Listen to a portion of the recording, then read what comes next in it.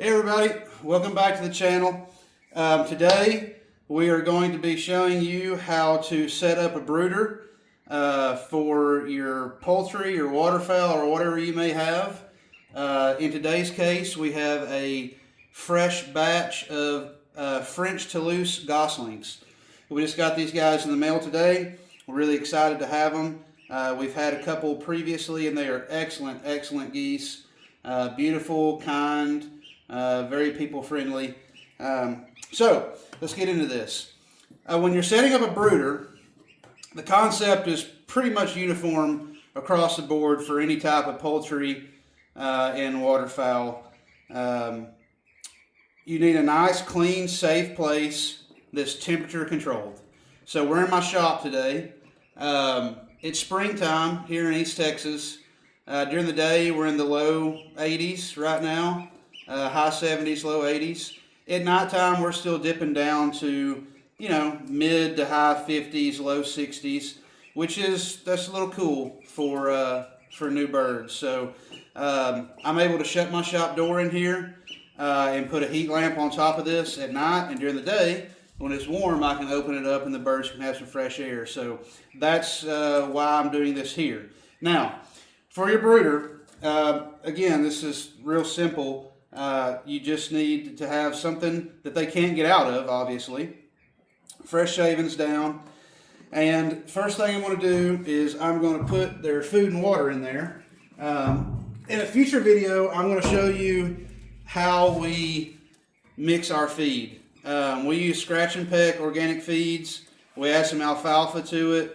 And we also add 17 different herbs and spices that promote all kinds of different things, whether it be overall general health, eliminating parasites, preventing disease and sickness, whatever it may be. We're going to go over that in a future video, but for my goslings and for any new bird, for the first week, I'll feed them just straight scratch and peck with some alfalfa pellets in there, with none of the herbs and spice mix, just so I don't upset their little bellies. You got to remember, these guys they were hatched on Monday, and today's Wednesday.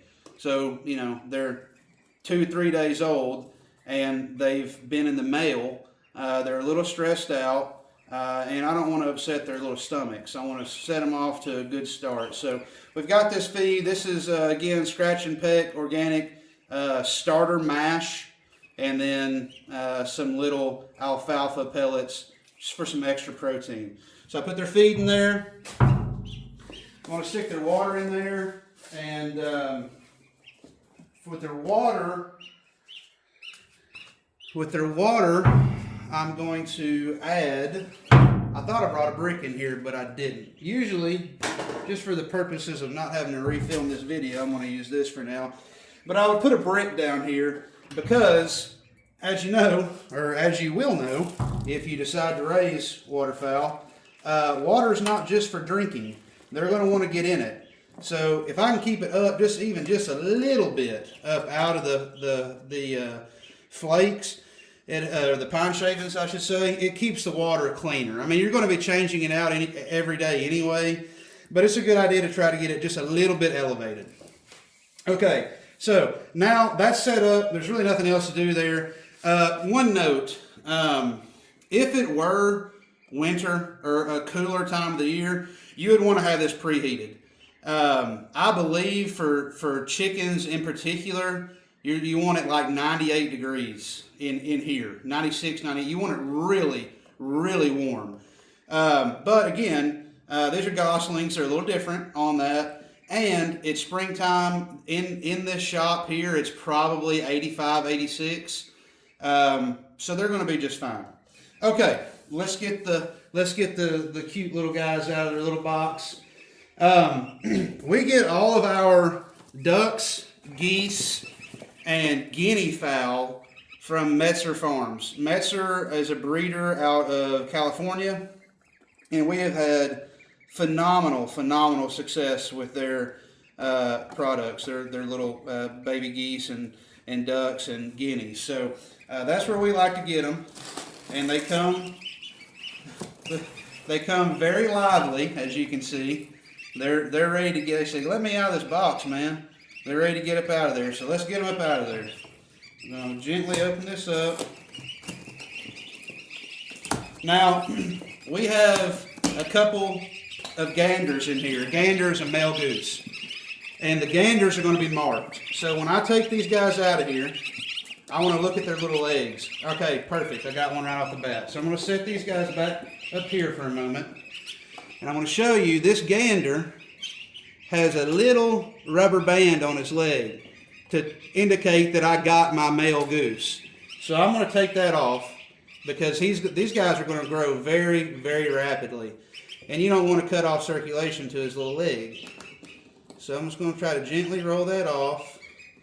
Just take your time with it. And now he's ready to go. Now, before I put him in here, I want to take his little head, gently hold it, and I want to dunk his beak in that water.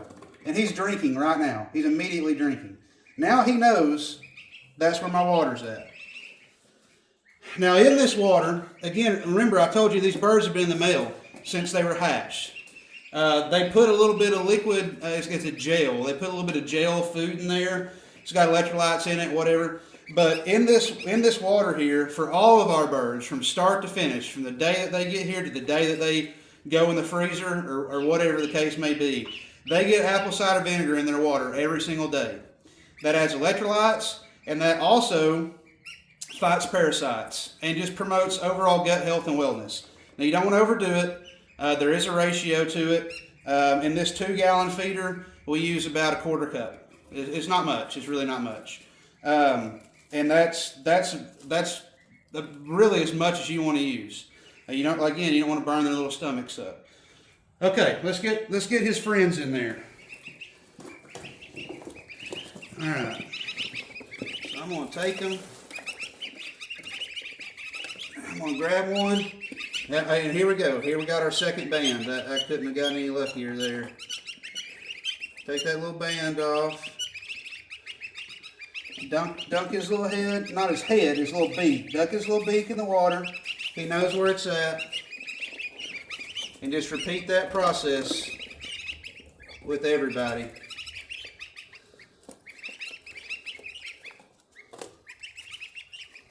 They may have actually done this the other way around. Everyone has a little band on their leg. They might have marked the females and not the males. We'll see when we get to the end here.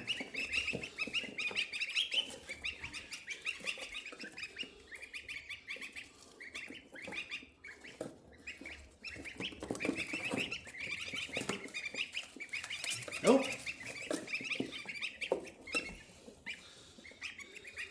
Oh, I see. They mark the females on their right leg, and they mark the males on their left leg. Okay. No problem.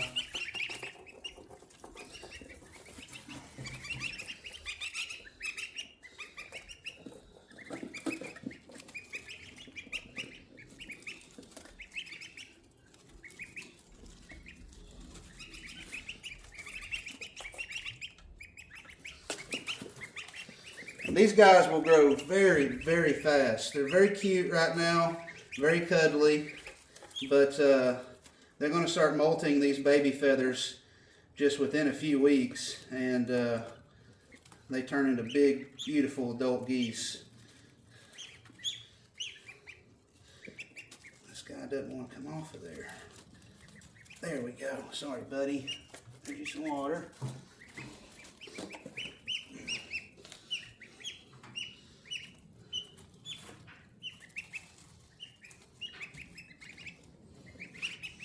See, everyone's getting a drink. They know where their water's at now, which is good. And you're going to need to adjust your water a couple of times as it starts to settle. This particular water feeder is gravity fed, and if it shifts too far to one side or the other, it'll just pour it all out. So you got to keep an eye on that as your shavings compress underneath the weight of your water feeder. Okay, everyone's in. They found their food. Let me see that. They found their food. They found their water. 6 to 8 weeks is usually your brooder time for pretty much anything. I'll probably keep these guys in here 10 weeks, maybe 12 weeks. And as they grow, we'll switch from this small brooder. I have one that's about 2.5 times the size of this one. About halfway through, we'll switch them over. And in the meantime, we're going to build them their own coop, their own mobile coop. When they're adults, these guys will be outside all day, every day with the ducks. But until then, I want to protect them as best I can and not have to keep them in here until they're, fully grown, which honestly would be impossible anyway because these guys are going to get huge. One last thing, I want to show you when I do put my heat lamp on, I'm going to lay down some of this hardware fabric, this hardware cloth from leftover from building chicken coops. Let me scoot you back a little bit here. I'm going to lay down that hardware cloth.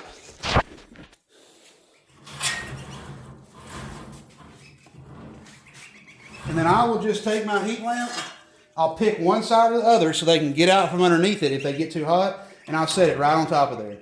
So they can all fit in that corner up right underneath that heat lamp. If they get too hot tonight with the heat lamp, they can go to the other side of the brooder and get cooled off. And that's all there is to it, guys.